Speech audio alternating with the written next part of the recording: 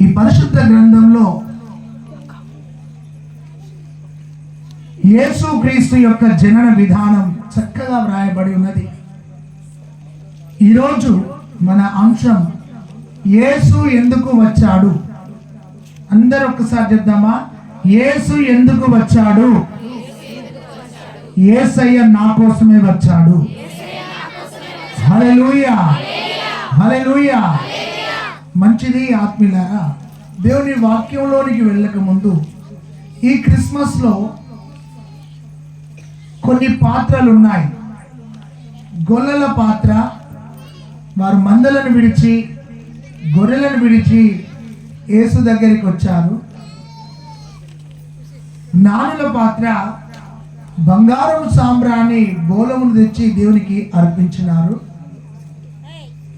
యోసేపు పాత్ర, భయపడుతున్న వాని దగ్గరికి అభయము వచ్చింది.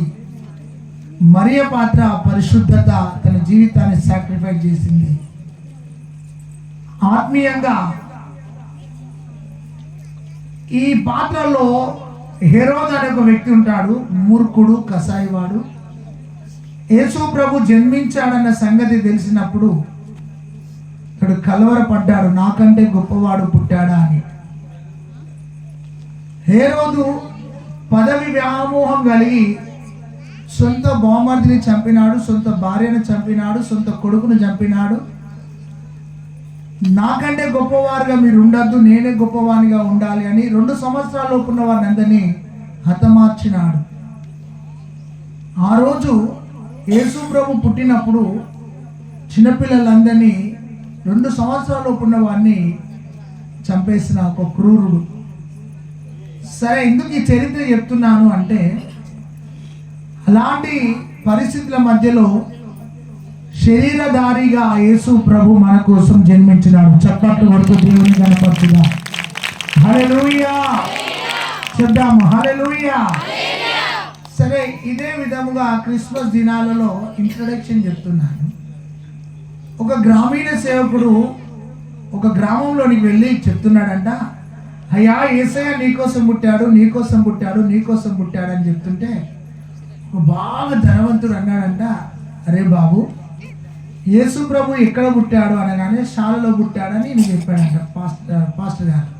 ఆ ధనవంతుడు అన్నాడంట, అరే మీ దేవునికి ఎక్కడ స్థలం దొరకలేదా, ఇంకా పశువుల శాలలో పుడతాడా యేసు ప్రభు అన్నాడు. సరే, ఆ గ్రామీణ పాస్టర్ గారికి చాలా బాధ అనిపించింది.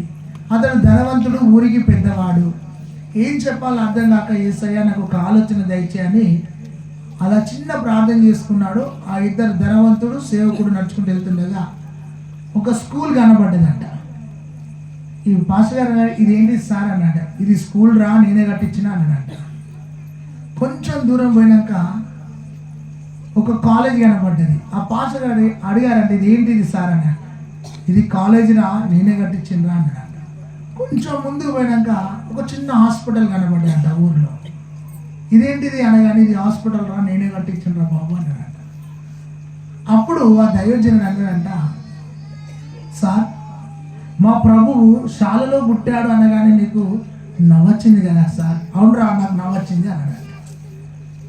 ఒక మాట నేను అడగల సార్ అన్నాడు. అడుగు బాబు అన్నాడు. సార్ ఆ స్కూల్ని తెలుగులో ఏమంటారు సార్ అన్నాడంట. పాఠశాల, పాఠశాల అన్నాడు. అవునా సార్, పాఠశాల, పాఠశాల అన్నాడంట.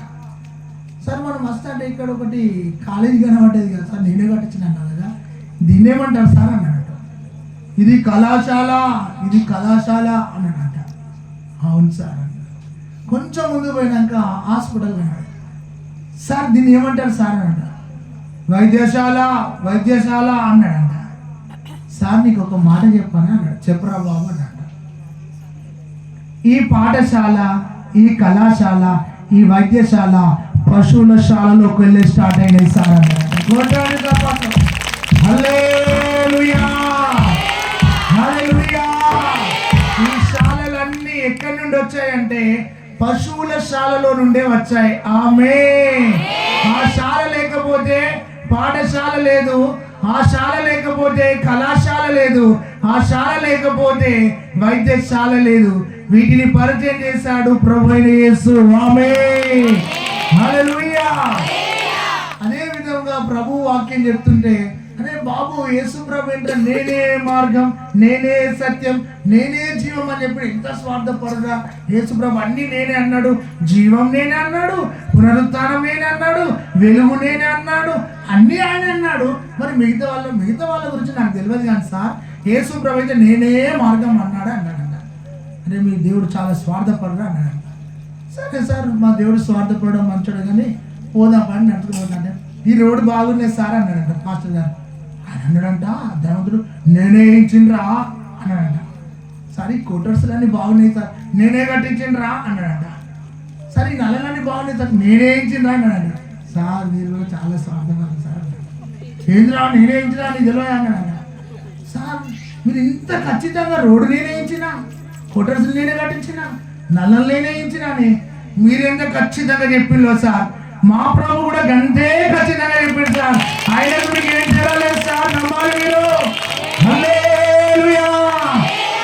పరిశుద్ధుడు, నిర్దోషి, నిష్కల్మషుడు, పాపులలో చేరక ప్రత్యేకంగా ఉన్నవాడు, ఆకాశము కంటే మిక్కిలి ఎత్తైన వాడి ఇంటి ప్రధాన యాజకుడు, అందరికీ సరిపోయేవాడు నజరేయుడైన యేసు. హల్లెలూయా. నాలో పాపం ఉన్నదని మీరు స్థాపించగలరని సవాలు చేసిన వాడు ఆయన. హల్లెలూయా. ఈ క్రిస్మస్ లో యేసు ఎందుకు వచ్చాడు? కొన్ని విషయాలు దేవుని వాక్యంలోకి వెళ్ళి మనం మాట్లాడుకుందాం. ఆమేన్, హల్లెలూయా, హల్లెలూయా. మంచిది. మొదటి మాట, క్రిస్మస్ లో ఏమి మనకి ఇచ్చాడు, ఎందుకు ఆయన వచ్చాడు?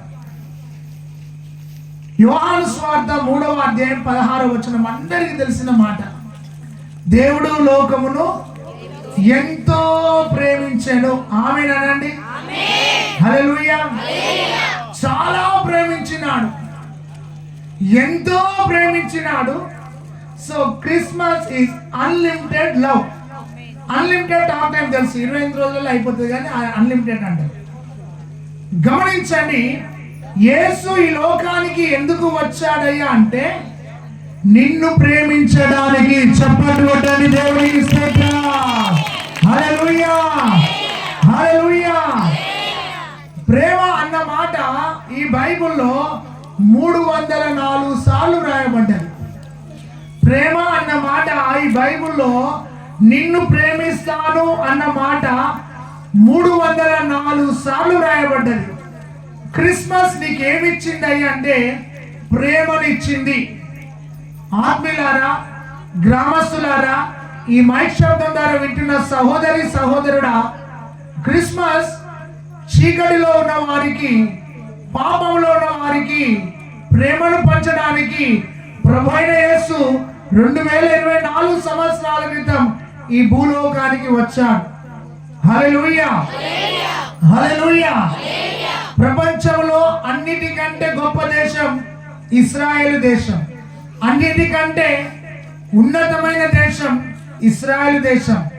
అక్కడ ఒక పంటను వేస్తే 21 రోజుల్లో నీ ఇంటికి వస్తుంది. ఒక ఆవు దాదాపుగా 150 నుండి 200 లీటర్ల పాలిస్తుంది. ఎంత టెక్నాలజీ అంటే అంత టెక్నాలజీ. హైబ్రిడ్ విత్తనాలు అక్కంచెలు ఇక్కడికి వచ్చినాయి, జెర్సీ ఆవులు అక్కంచెలు ఇక్కడికి వచ్చినాయి. టెక్నాలజీ మొత్తం, సాఫ్ట్వేర్ మొత్తం తయారైంది అక్కడే. నేను ఎందుకు చెప్తున్నా ఈ మాట అంటే యేసు ప్రభు జన్మించబడిన ఆ స్థలం చాలా దీవెనకరంగా ఉన్నది. హల్లెలూయా. సరే, మంచిది. క్రిస్మస్ యేసు ఎందుకు వచ్చాడు అని బైబిల్ చెప్తుంది. నిన్ను ప్రేమిస్తున్నాను. హల్లెలూయా. చెప్తాం గట్టి, హల్లెలూయా, హల్లెలూయా. సరే, ప్రేమలో ఒక 4 రకాల ప్రేమల కోసం అపోస్తలుడైన పౌలు రోమా పత్రికకు లేఖ రాస్తూ అంటాడు, మీరు దూరస్తులై ఉండగా నేను మిమ్మల్ని ప్రేమించుచున్నాను. హల్లెలూయా. ఈ వాక్యం వింటున్న సహోదరుడా, ఈ క్రిస్మస్ లో నువ్వెంత దూరంగా ఉన్నా, దేవునికి ఎంత దూరంగా ఉన్నా, ఈ రాత్రి ఈ క్రిస్మస్ యొక్క సందేశం నిన్ను ప్రేమిస్తున్నాడు ప్రభు అని చెప్తున్నాడు. హల్లెలూయా. అంతేకాదు, అక్కడ ఉంటుంది మీరు భక్తిహీనులై ఉండగా, భక్తి తెలియని భక్తిహీనతతో ఉండగా నేను మిమ్మల్ని ప్రేమిస్తున్నాను అని ప్రభు నీతో మాట్లాడుతున్నాడు. అంతేకాదు, మీరు బలహీనులై ఉండగా శరీర బలహీనత, మానసిక బలహీనత, ఆత్మీయ బలహీనతలో మీరుండగా నేను మిమ్మల్ని ప్రేమిస్తున్నాను అని దేవుని వాక్యం సెలవిస్తుంది. అంతేకాదు, రోమపత్రిక 5:10లో మీరు పాపులై ఉండగా, పాపములో ఉండగా నేను మిమ్మును ప్రేమిస్తున్నానని చెప్తున్నాడు. హల్లెలూయా! యేసు ప్రభు చెప్పిన గొప్ప మాట ఏమిటంటే, నేను లోకాన్ని ప్రేమిస్తున్నాను, లోకంలో నాన్ని ప్రేమిస్తున్నాను అని ప్రేమను పంచడానికి 2024 సంవత్సరాల క్రితం ఈ లోకానికి వచ్చిన వాడు. హల్లెలూయా! మహాత్మా గాంధీ ఒక సాక్ష్యం ఇచ్చాడు. యేసు ప్రభు యొక్క ప్రబోధాలు విన్న తరువాత నా యొక్క హృదయంలో నేను కూడా ఆ వాక్యానికి పట్టబడ్డాను. నేను జీవిస్తే క్రీస్తు అడుగుల్లో జీవిస్తానని చెప్పినాడు. హల్లెలూయా! స్వామి వివేకానంద చెప్పినాడు, నేను యేసు ప్రభు కాలంలో ఉంటే నేను నా యొక్క రక్తముతో ఆయన పాదాలను కడిగేవాడిని, ఆయన బోధలతో నేను ప్రభావితమైనానని చెప్పినాడు. హల్లెలూయా! ఎందుకు చెప్పినాడో తెలుసా? యేసులో ప్రేమ ఉన్నది. ఆమేన్! హల్లెలూయా! ఈరోజు నువ్వు పాపములో ఉన్నా నిన్ను ప్రేమించడానికి ఇష్టపడుతున్నాడు. దూరంగా ఉన్నా నిన్ను ప్రేమించడానికి ఇష్టపడుతున్నాడు.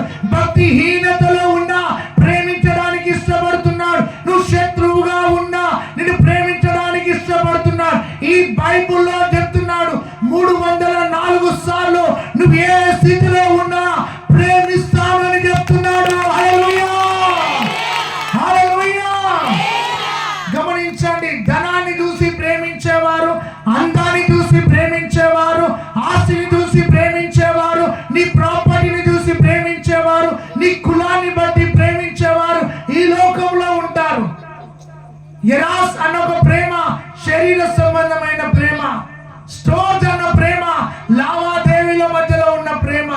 యేసు ప్రభు చెప్తున్నాడు, అగాపే దైవికమైన ప్రేమతో ఈ రోజు నేను నిన్ను ప్రేమిస్తున్నానని చెప్తున్నాడు. హల్లెలూయా! ఆ ప్రేమ ఈ జగత్ పునాది వేయబడక మునిపే నిన్ను కోరుకున్నదంట. చెప్పండి కొట్టండి. ఆ ప్రేమ తల్లి గర్భములో నీవు ఉన్నప్పుడే నిన్ను ఏర్పరచుకున్నది. హల్లెలూయా! ఆ ప్రేమ పరిపూర్ణమైనది, ఆ ప్రేమ శాశ్వతమైనది, ఆ ప్రేమ ఎడబాయనిది, ఆ ప్రేమ నీ కోసం తగ్గించుకున్నది, ఆ ప్రేమ నీ కోసం మరణించింది, నీ కోసం 3వ దినం తిరిగి లేచినది. హల్లెలూయా! అట్టి ప్రేమను పంచడానికి భూమి మీదకి వచ్చాడు. ఏ వ్యక్తి గాని, ఈ భూమి మీదకి వచ్చిన ఏ వ్యక్తి గాని ప్రేమకు నిర్వచనం ఎవరు ఇవ్వలేదు. ప్రేమ అంటే నిర్వచనము సాధు సుందర్ సింగయ్య గారు ఒక మాట చెప్పారు. అందమైన చెట్టుకు మాడి పండ్లు ఉన్నాయి, చిన్న పిల్లలకు ఆకలి ఆ చెట్టును కొడితే ఆ చెట్టుకు ఎన్ని గాయాలు కలిగినా ఆ గాయాలను చిన్న పిల్లలు చూడరు, కానీ ఎన్ని పండ్లు రాలుతున్నాయో ఆ మాడి పండ్ల కోసం చూస్తారు. అదే యేసు ప్రేమ అన్నాడు.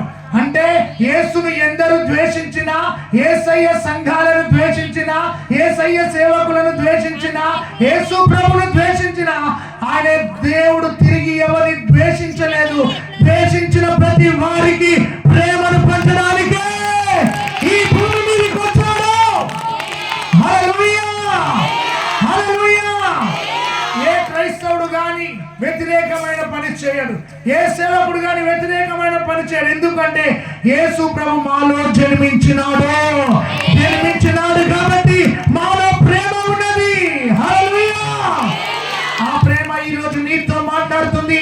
నువ్వు చీకటిలో ఉన్నావా, పాపములో ఉన్నావా, రోగముతో ఉన్నావా, వ్యాధితో ఉన్నావా, ఒంటరిగా ఉన్నావా, ఓడిపోయి ఉన్నావా, చితికిపోయి ఉన్నావా, నిరాశతో ఉన్నావా, కన్నీళ్లతో ఉన్నావా, అప్పులతో ఉన్నావా, అనారోగ్యంతో ఉన్నావా, వెలివేయబడుతున్నావా, విలువలేని స్థితిలో ఉన్నావా, అందరి చేత ద్వేషించబడుతున్నావా, ఈ రోజు నా ప్రభు చెప్తున్నాడు, నిన్ను ప్రేమిస్తున్నాను సహోదరా, నిన్ను ప్రేమిస్తున్న సహోదరి, నీ దగ్గరికి వస్తున్నది వాక్యం, నిన్ను ప్రేమించడానికి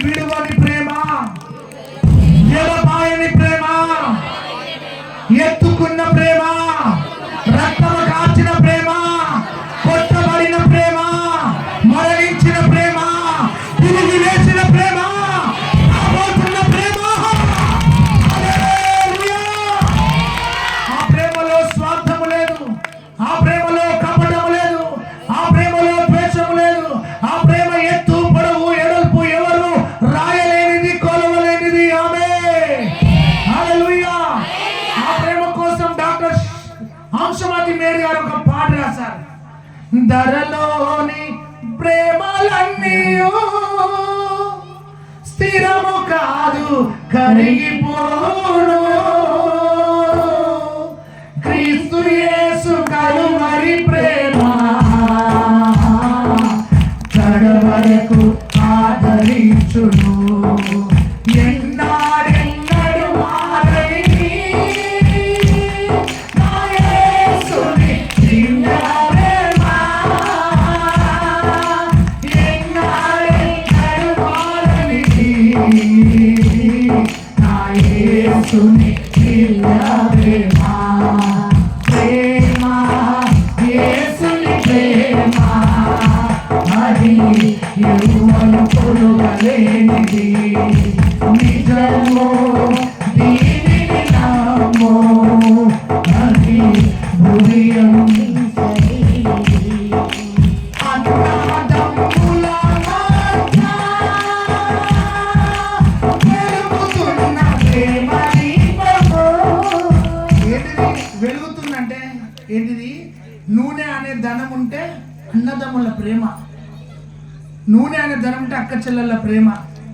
అన్నదమ్ముల మధ్య వెలుగుతున్న ప్రేమ దీపము. నూనె ఉన్నంత కాలమే వెలుగునిచ్చి ఆరిపోదు. హల్లెలూయా. ఈ లోకంలో ఉన్న ప్రేమలు అశాశ్వతం. తల్లిదండ్రుల మధ్యలో ఉన్న ప్రేమలు, అన్నదమ్ముల మధ్యలో ఉన్న ప్రేమలు, అక్క చెల్లెల మధ్యలో ఉన్న ప్రేమలు, భార్య భర్తల మధ్యలో ఉన్న ప్రేమలు, ఈ లోకంలో ఉన్న ప్రేమలన్నీ భ్రమలు. ఈ లోకాన్ని ప్రేమించడానికి యేసు ప్రభు వచ్చాడు. చప్పట్లు కొట్టు గట్టిగా. లోకం అంటే మట్టి కాదు, లోకం అంటే మనుషులోయి. హల్లెలూయా. ఈ లోకాన్ని ప్రేమించడానికి వచ్చాడు. ఈ లోకంలో నీవు ఉన్నావు, నిన్ను ప్రేమిస్తున్నాడు ఈనాడు. ఈరోజు నీ జీవితంలో ప్రేమ అన్న మాటకు సార్థకం కావాలి. నువ్వు ఎంత దూరం ఉన్నా ప్రభు దగ్గరికి రా, ఆయన నిన్ను ప్రేమిస్తున్నాడు. హల్లెలూయా, హల్లెలూయా, హల్లెలూయా. ప్రేమ గురించి ఒక పాట రాసిన ఏంటంటే, అందం ఉన్నంతసేపే ప్రేమిస్తాడు కదా. అందరు చెప్పండి. అంతే. మురిసిపోకేవో అందమా, నీవు మురువబోకమ్మా అందమా. ఎంత మురిసినా అందమా, మట్టిలో పెడతానే అందమా.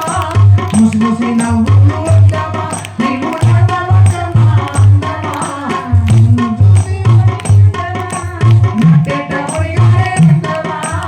అందమా నీవు మురిసిపోకే అందమా, నీవు మురువబోకే అందమా, నీవు ఉదయకాలం కూడా అందమా, ఎంతో స్వచ్ఛంగా ఉంటావే అందమా. మధ్యాహ్నం కూడా అందమా, నీవు మాడిపోతావమ్మా అందమా. అద్దము ముందర అందమా, ఎంతో అందంగా ఉంటావే అందమా. అరగంటలోనే అందమా, నీవు ఆవిరైపోతావే అందమా. సురుదిన అందమా, పాసి వాసన అందమా అందమా. సురుదిన అందమా, పాసి వాసన బైబిల్ చెప్పింది అందమా, నీవు పువ్వులాంటి దాని అందమా. రాలిపోతావే అందమా, నీవు రాలిపోతావా అందమా. అంతేనా? పక్కలో చెప్పు. పావు గంట సేపే నీ కోటింగ్ ఉంటుంది కదా. లైట్ వేడితే అందమా, షుగర్ వస్తే ఓ అందమా. నిన్ను చూడబుద్దే కాదు అందమా. చెమట వస్తే ఓ అందమా, నిన్ను చీదరించుకుంటారు అందమా. షుగర్ వస్తే ఓ అందమా, నిన్ను చూడబుద్దే కాదు అందమా. స్కిన్ లైట్ పెట్టి అందమా, నీ స్కిన్ మారైతే లేని అన్ని అందం రావాలి అని. అందం రాదు, నగలేసుకోగానే అందమా. నీ ఏసీలో ఉంటే నీడకుంటే ఓ అందమా, నీవు ఎండకంటే హల్లెలూయా. సో ఈ పాట యూట్యూబ్లో ఉంటుంది, మేడ గది అని వెళ్తే అన్నీ వస్తాయి. హల్లెలూయా. సో నిన్ను ప్రేమించడానికి చప్పట్లు కొట్టు.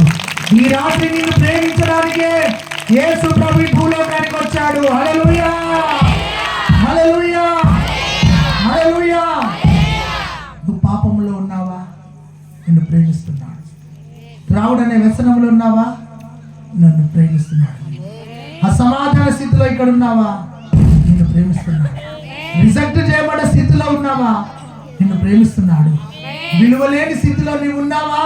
ఇక్కడ కూర్చున్న సహోదరుడా చెప్తున్నా, దేవుని ఆత్మ చెప్తుంది, నిన్ను ఎవరు ప్రేమించినా ప్రేమించకపోయినా ప్రభు అయిన యేసు నిన్ను ప్రేమిస్తున్నాడు. చెప్పండి. హల్లెలూయా. ఎందుకు వచ్చాడంటే నువ్వు చెప్పాలి, నన్ను ప్రేమించడానికి. ఆమేన్. హల్లెలూయా, హల్లెలూయా. రెండోది, ఆయన ఎందుకు వచ్చాడు, ఈ క్రిస్మస్ ఎందుకు చేయాలి? రెండో విషయం చూస్తే లూకాసు వార్త, మత్తయి సువార్త 1:21 లూకాసు వార్త 19వ అధ్యాయము 10వ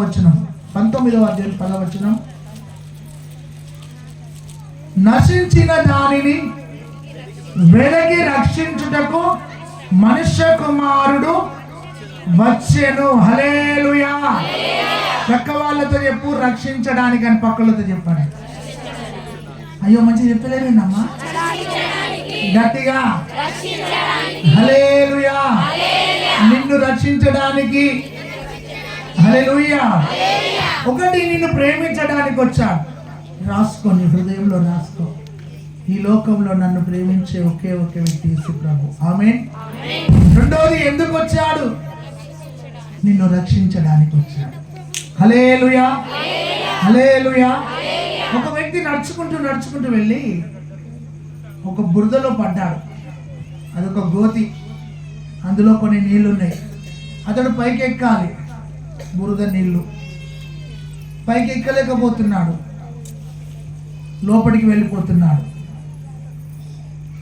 నీళ్లున్నాయి, అందులో బురదుంది, నీళ్ళలో ఈత కొడుతున్నాడు, మురికి నీళ్ళు అవన్నీ. అది చాలా లోతైన గుంటలో పడ్డాడు ఆ వ్యక్తి. ఆ దారి గుంట ఒక వ్యక్తి వెళ్తున్నాడు. ఈ పడ్డ వ్యక్తి అంటున్నాడు, అయ్యా నన్ను రక్షించు, నన్ను రక్షించు అని అడుగుతుంటే ఆ వెళుతున్న బాటసారి ఆగి అన్నాడంట, నువ్వు రక్షించబడాలంటే నీ చేతులు కాళ్ళను ఊపు, అప్పుడు నువ్వు ఈత కొట్టి బయటకు వస్తావు అంటున్నాడంట. సలహా ఇస్తానని పక్కలతో చెప్పండి.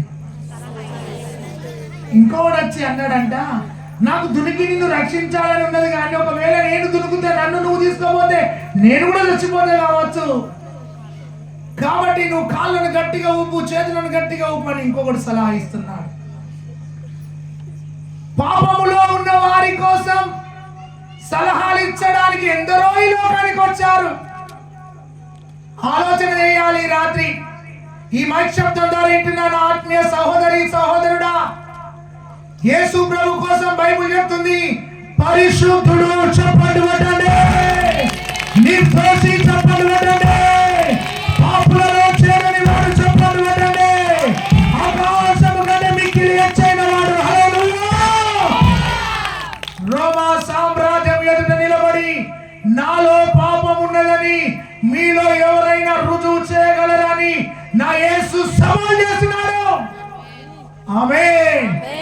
ఆయన చూపుల్లో కానీ, ఆయన నడకల్లో కానీ, ఆయన జీవితంలో కానీ, ఆయన ఆలోచనలో కానీ పాపం అనేదే లేదు. చప్పట్లు కొట్టు దేవుడికి కనపరుచుదాం. హల్లెలూయా. మూడో వ్యక్తి అన్నాడంట, అరే బాబు వాడేమో గోతిలో పడ్డాడు, నువ్వు సలహాలు ఇస్తున్నావు. ఇంకోడేమో నువ్వు పడితే నేను దొరికితే నువ్వు నన్ను ముంచేస్తావని ఇంకోటి చెప్తున్నాడు. వాడు మునిగిపోతున్నాడు. మూడో వ్యక్తి వెళుతూ చూసి అతడు అంటాడంట, ఇతడు సలహాలు ఇచ్చాడు, ఇతడు నేను మునిగిపోతున్నాను అన్నాడు, నువ్వైనా రక్షిస్తావు అనగానే ఆ వ్యక్తి దునికి అతని భుజాల మీద ఎత్తుకొని ఒడ్డు మీదకి వచ్చాడు. చెప్పండి కొట్టండి గట్టిగా. హల్లెలూయా, హల్లెలూయా. ఆత్మీయంగా ఈ వాక్యం అర్థం చేసుకో. మునిగిపోతున్న వాడిని సలహాలు ఇచ్చి రక్షించాలని వచ్చిన వాడు అక్కడే ఉన్నాడు. మునిగిపోతున్న వాడి దగ్గరకు వచ్చి నేను ఎత్తుకొని బయటకు వస్తే నువ్వు నన్ను ఉంచుతావన్నవాడు అక్కడే ఉన్నాడు. ఒక వ్యక్తి దునికి బయటికి తీసుకొచ్చాడు. హల్లెలూయా. ఈ బైబిల్లో జరిగిన సంఘటన అదే. ఆత్మీయులారా, ఈ లోకంలో పడిపోయిన మానవుడు, చెడిపోయిన మానవుడు, పతనమైన మానవుడు, రక్షణ లేని మానవుడు, నిరీక్ష లేని మానవుడి దగ్గరికి ఆ మహిమ లోకాన్ని విడిచి ఈ భూలోకానికి వచ్చిన రక్షకుడు ఆయన. హల్లెలూయా, హల్లెలూయా. జక్కయ్య, నీ ఇంటికి రక్షణ వచ్చినదన్నాడు. జక్కయ్య ఒక ధనవంతుడు, జక్కయ్య అధికారం గల వ్యక్తిగా ఉన్నాడు, జక్కయ్య ఆస్తిపరుడిగా ఉన్నాడు. అతనికి అనిపించింది యేసు ఎలాగుంటాడో, యేసును ఒకసారి నేను చూడాలి అన్న ఒక తృష్ణ తనలో కలిగింది.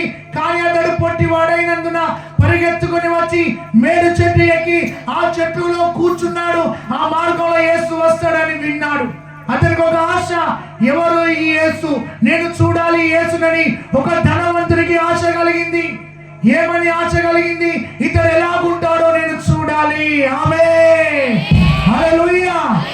యేసు ప్రభు అక్కడికే వచ్చి నిలవబడి, జక్కయ్య నువ్వు త్వరగా దిగు, నేను నీ ఇంటికి రావాల్సినది, నీ ఇంటికి రక్షణ వచ్చినది. ఆమేన్. రక్షణ అంటే ఏమిటో తెలుసా? నీ పాత స్వభావము తొలగించుకొని నూతన స్వభావం పొందడమే రక్షణ. యేసుని నోటితో ఒప్పుకోవడమే రక్షణ. హల్లెలూయా. ఒక భక్తుడు పాడుతాడు, మొక్కులను కోరడు, మనసిస్తే చాలును, కొండలి రమ్మనడు, మనలో కొలువుంటా, వెదికే ప్రతి వారికి దొరికేను యేసు డాష్ కాదయో జీవమున్న దేవుడు. ఆమేన్. నేను కొంచెం జ్ఞానయుక్తంగా వాడతాను పాట. హల్లెలూయా. పాపం అంటే ఏంటిదంటే ఆజ్ఞాతిక్రమం. ఆజ్ఞాతిక్రమమే పాపం. పాపం వల్ల వచ్చే జీతం మరణం. ఆ మరణ పంచుల్లో వెళ్ళి ఆత్మీయంగా మరణించిన ప్రజల దగ్గరికి రక్షణనివ్వడానికి వచ్చాడు. హల్లెలూయా. ఏదైనా తోటలో ప్రతి చల్లపూట ఆదాము అవ్వలు కలిసి జీవిస్తుండగా తండ్రి అయిన దేవుడు వారి దేవుడికి వచ్చినప్పుడు సర్పం మాట విని వారు పండును తినకూడని పండును తిని మహిమను కోల్పోయి చెట్ల చాటుకు దాక్కున్నారు దిగంబరులుగా. పాపము వారిని దూరము చేసింది. ఆ పాపంలో వారు పడిపోయగా ప్రభు అయిన యెహోవా వచ్చి అంటున్నాడు, ఎక్కడున్నావు ఆదాము అంటే, ఆదాము చెట్టు చాటుకు దాక్కున్నాడు. నువ్వు నా కొడుకువు కదా, నువ్వు నా స్వారూప్యం కదా, నేను నీతో మాట్లాడడానికి ప్రతి చల్లపుట నీ దగ్గరకు వచ్చాను. ఈరోజు ఎక్కడున్నావు అంటే, అయ్యా నేను చేయకూడని పని చేస్తాను, తినకూడని పండు తిన్నాను, చెట్టు చాటుకు దాక్కున్నాను, నేను దిగంబరిని నాకు తెలిసింది, నేను మహిమను కోల్పోయాను, రక్షణను కోల్పోయానని నాకు తెలిసిందని చెట్టు చాటుకు దాక్కున్నాడు. రక్షణ లేని ప్రతి వ్యక్తి, దూరంగా ఉన్న వ్యక్తి, నువ్వు ఏ చాటుకు దాక్కున్నా ఈరోజు ఈ స్వరం నీతో మాట్లాడుతుంది, నేను నిన్ను రక్షించడానికి వచ్చాను. హల్లెలూయా. గొర్రె పిల్లను వధించి ఆ గొర్రె పిల్ల యొక్క చొక్కాలను తీసి భార్య భర్తలకు వారికి చక్కటి దుస్తులను చొక్కాలను తొలగించినాడు. అక్కడే రక్షణ కార్యం జరిగింది. హల్లెలూయా. నిన్ను రక్షించడానికి వచ్చాడని పక్కలతో చెప్పు. నిన్ను ప్రేమించడానికి వచ్చాడండి. హల్లెలూయా, హల్లెలూయా, హల్లెలూయా. ఈ లోకంలో నిన్ను ప్రేమించే వ్యక్తి యేసు ప్రభువే.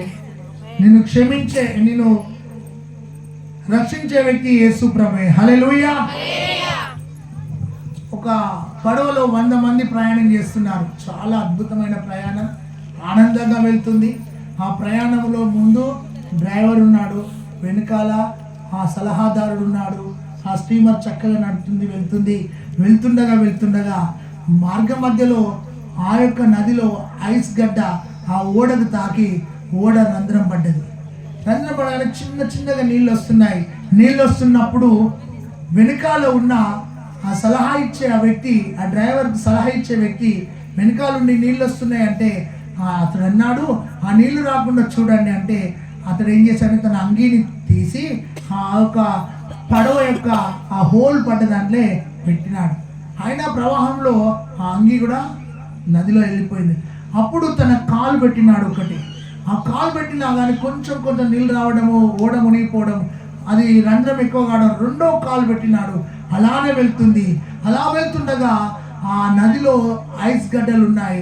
వాటితో ఆ ఐస్ గడ్డల కాళ్ళకు తాకుతుండగా కాళ్ళు విరిగిపోయినాయి. అయినా నడుము దాకా పెట్టినాడు. అయినా నీళ్లు ఎక్కువ వస్తున్నాయి. అలా విలవిలలాడుతుండగా ఆ యొక్క యవనస్తుడు ఆ ఐస్ గడ్డలకు తాకుతూ కాళ్ళు విరిగిపోయాయి. పరప్రాణంతో అయిపోయాడు. మొత్తానికైతే అతడు ఆ ప్రవాహంలో నీళ్లు రాకుండా ఆపేశాడు. గమ్యానికి వెళ్ళిపోయారు. వెళ్ళిపోయిన తర్వాత అందరూ 100 మంది ఆ దోణిలో ఆ యొక్క పడవలోకి వెళ్ళి వాళ్ళు దిగినారు. దిగిన తర్వాత ఆ యొక్క స్టీమర్ నడిపే వ్యక్తి, పడవ నడిపే వ్యక్తి వెనుకకు వచ్చి ఏడి బాబు ఏడని చూస్తే ఆ బాబు చనిపోయి ఉన్నాడు. చనిపోయి ఉండగానే అతడు ప్రాణం తరక్కపోయింది. ఆ యవనస్తుని తీసి అతని భుజాల మీద వేసుకొని ఆ దోణిలోకి వెళ్ళి ఆ పడవలోకి వెళ్ళి నడుచుకుంటూ బయటికి వచ్చాడు. ఆ 100 మంది కేకలు వేస్తున్నారు సంతోషంగా. నీళ్లు రాలేదు, మేము మునిగిపోలేదు, నీళ్లు రాలేదు, మేము మునిగిపోలే అని అందరూ కేకలు వేస్తున్నారు. అతడు ఆ యొక్క యవనస్తుని ఎత్తుకొని వస్తుండగా పక్కకి వెళ్ళి ఒక వ్యక్తి చూసి అయ్యో అయ్యో అయ్యో మీరు ఇంత ఆనందంగా ఉన్నారు కానీ మీకు ఒక విషయం తెలుసా అంటున్నాడు.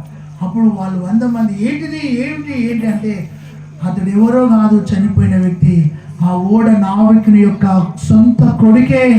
ఆ కొడుకు త్యాగం చేశాడు కాబట్టి మీరు క్షేమంగా ఒడ్డుకొచ్చాడు. ఆ కొడుకే త్యాగం చేయకపోతే మీరందరూ మునిగిపోయేవారు అని చెప్పినాడు. మీకు ఒక విషయం చెప్పనా? ఆ ఓడ ఈ లోకం. ఆ ఓడలో ఉన్న 100 మంది 1000 ప్రజల మనమే. ఆ తండ్రి అయిన దేవుడి సృష్టిని నడుపుతున్నాడు. కుమారుడైన యేసు వచ్చి ఈ లోకం కోసం ప్రాణం పెట్టినాడు. చప్పట్లు కొట్టండి. అది ఏ రక్షణ! నీ కోసం రక్తం కాచడానికి ఈ లోకానికి వచ్చాడు. నిన్ను రక్షించడానికి ఈ లోకానికి వచ్చాడు. హల్లెలూయా! ఈ లోకంలో రక్షణ అన్న మాట బైబిల్లోనే ఉన్నది. ఆమేన్. ఈ రక్షణ ఎలా వస్తుంది తెలుసా? నీ హృదయంలో యేసుని స్వీకరిస్తే ఈ రక్షణ నీకు ఉచితంగా వస్తుంది. ఆమేన్. హల్లెలూయా!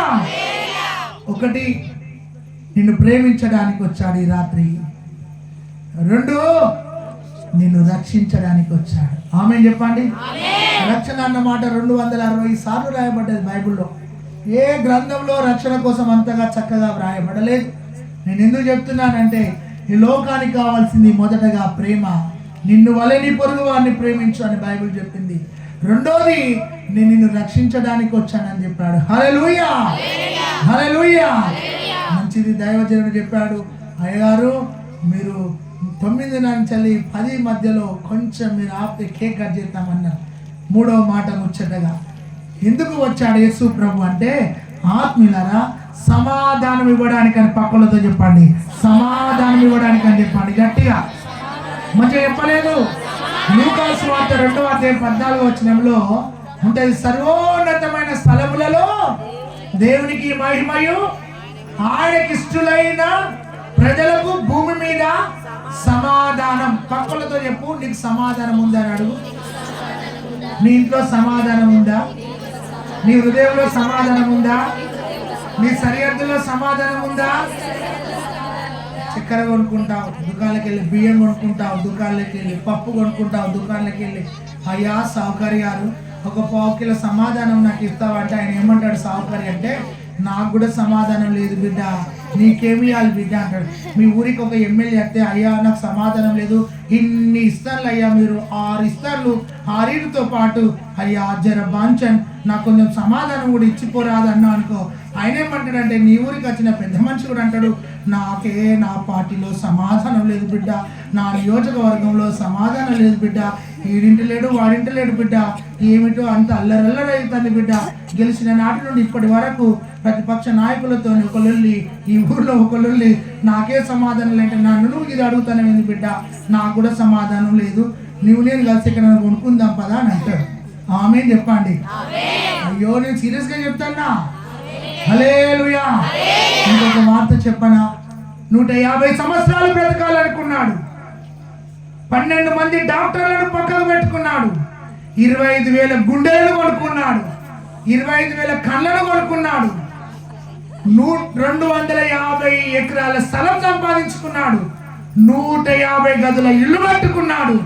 కలర్ వేసుకుంటే 12 మంది కలర్ను పరీక్షించేవారు, బట్టలు వేసుకుంటే బట్టలు 12 మంది సెలెక్షన్ చేసేవారు. ఒక టాబ్లెట్ వేసుకోవాలన్నా, నీళ్లు తాగాలన్నా, కారు ఎక్కాలన్నా, బూట్ వేసుకోవాలన్నా, డాన్స్ వేయాలన్నా 12 మంది డాక్టర్లు 24/7 24 గంటలు తన ఇంట్లో పెట్టుకున్నవాడు మైకేల్ జాక్సన్. కోటేశ్వరుడు చాలా ఉన్నతమైన వ్యక్తి. చివరికి తన జీవితంలో ఎదురైన సమస్య ఏమిటంటే నిద్ర పట్టలేని పరిస్థితి. ఒకవేళ నిద్రపోతే నన్ను ఎవరైనా చంపుతారేమో అన్న భయం, ఈ ఆహారం తింటే పైసలు అవుతుంది అన్న భయం, నేను కార్ డ్రైవింగ్ చేస్తే కారు యాక్సిడెంట్ అవుతుంది అన్న భయం. ఇన్ని కోట్లు ఉన్నాయి, ఇంత పెద్ద స్థలం ఉంది, ఇన్ని ఎకరాల ఇల్లు ఉంది, ఇంత 150 గదుల ఇల్లు ఉంది, 12 మంది డాక్టర్లు ఉన్నారు. ఒక స్టెప్ వేస్తే ఆయన, ఒక డాన్స్ వేస్తే ఆయన, ఒక కార్యక్రమం చేస్తే 6 నెలలకు ముందు ఆయన టికెట్లు అమ్ముడు పోతే గ్రౌండ్ అంతా ఫుల్ అయిపోయింది. అంత ఫేస్ వాల్యూ గల వ్యక్తికి అడుగేస్తే భయం, తింటామన్న భయం, పడుకుందామన్న భయం, అటు చూస్తానన్న భయం, అతడు చూస్తున్నాడన్న భయం. ఆ భయం గుప్పిట్లో బతికి బతికి బతికి బతికి నిద్ర పట్టలేక లాస్ట్ అతడు నిద్ర మాత్రలకు అలవాటయ్యాడు. నిద్ర మాత్రలు వేసుకుంటేనే నిద్రపోయేవాడు, నిద్ర మాత్రలు వేసుకుంటేనే అతడు చక్కగా పడుకునేవాడు. అలాంటి స్థితిలో ఆ డ్రగ్స్ వేసుకొని నిద్ర కూడా పట్టలేకుండా పిచ్చోడై గదులలో కూర్చున్నాడంట. హలో అన్నా, ఈరోజు నీ కోసమే ఈ వాక్యం, చెల్లె నీ కోసమే ఈ వాక్యం, తమ్ముడు నీ కోసమే ఈ వాక్యం. ఏ భయం నిన్ను ఆవరిస్తున్నదో ఈ రాత్రి, నీ భయము పరిస్థితుల మధ్యలో సమాధానము లేకుండా బ్రతుకుతున్నావేమో, సమాధానం కరువై బ్రతుకుతున్నావేమో, సమాధానం కోసం పరిగెత్తుతున్నావేమో, సమాధానం లేదని ఏడుస్తున్నావేమో, సమాధానం లేదని చనిపోవాలనుకుంటున్నావేమో, సమాధానం లేని ఇల్లు విడిచిపెట్టాలనుకుంటున్నావేమో, సమాధానం లేని కుటుంబానికి దూరం అవ్వాలనుకుంటున్నావేమో. ఈ రాత్రి నీకు సమాధానం ఇవ్వడానికి నా ప్రభు ఈ లోకానికి వచ్చాడు. హల్లెలూయా, హల్లెలూయా, హల్లెలూయా. అలెగ్జాండర్ అన్న వ్యక్తి ప్రపంచాన్ని గెలిచిన వ్యక్తి, ప్రపంచాన్ని దుప్పటిగా చేసుకొని కాళ్ళ కింద తల కింద పెట్టుకున్న అలెగ్జాండర్ అన్న వ్యక్తి, ప్రపంచాన్ని గడగడలాడించిన వ్యక్తి. అతడు ఒక రోజు ఏడుస్తున్నాడంటే, ఎందుకు ఏడుస్తున్నావు అని ప్రక్క వ్యక్తి అడిగితే, ఈ ప్రపంచంలో ఒకే శాతము మనుషులున్నారు, 3% నీళ్లున్నాయి అని ఏడ్చినాడంట. అయ్యయ్యో ఎందుకు ఏడుస్తున్నావు, 1% మనుషులున్నారు, 3% నీళ్లున్నాయి, సముద్రం ఉందని ఎందుకు ఏడుస్తున్నా అంటే, ఆ 3% కూడా మనుషులు ఉంటే నేను జయించేవాడిని కదా. అంత బలమైన వ్యక్తి అలెగ్జాండర్. చూడండి, అంత గొప్ప వ్యక్తిగా బ్రతికిన వ్యక్తి ఒక దోమకాటుతోని మరణ స్థితిలోనికి వెళ్ళిపోయాడు. వెళ్ళిపోయినప్పుడు అతడు ఒక వీలునామా రాశాడంట. నేను బ్రతకలేను, నేను చనిపోతానని నాకు తెలుసు, ప్రపంచాన్ని గెలిచినా కానీ ఈ దోమకాటు నేను జయించలేకపోయాను అని ఏడుస్తూ ఏం రాసుకున్నాడంటే ఆయన వీలునామాలో, ఒకవేళ నేను చనిపోతే నన్ను డాక్టర్లు మోయాలని రాసుకున్నాడంట. ఎందుకని పక్కన అడుగు ఎందుకు? నాకు ధనం ఉన్నదిరా, డాక్టర్ల దగ్గర పోతా, యశోదకు పోతా, ఇంకక్కడికి పోతా, ఇక్కడికి పోతా, మల్టీ హాస్పిటల్ పోతా, నేను రక్షించుకుంటా అనేది భ్రమ. ఆయన ఆజ్ఞ లేనిది నీలో ఏమి జరగదు, అది భ్రమ. హల్లెలూయా. గమనించండి, ఆ విధంగా వీళ్ళలో నన్ను డాక్టర్లు ఎత్తుకోవాలి, నేను సంపాదించిన బంగారం ఆస్తంతా నా మీదకి వెళ్ళి శ్రీ అంటారా, నేనేం తీసుకపోతలేను అని రాసుకున్నాను. మూడోది ఏం రాసుకున్నాడు తెలుసా? నేను నన్ను సమాధి పెడితే నా చేతులు పైకి పెట్టానని రాశాడు. నీకు అర్థమైంది? దాని పక్కన అడుగు ఒకసారి అడుగు. హల్లెలూయా. డాక్టర్లు నిన్ను బతికించారు, గుర్తుపెట్టుకో. నువ్వు సంపాదించింది ఏది నీతో రాదు, గుర్తుపెట్టుకో. చెల్లెలారా, 3 తులాల్లో గుర్తు నీ తోడుకోవడం ఉందని అడుగుతుంటాడు.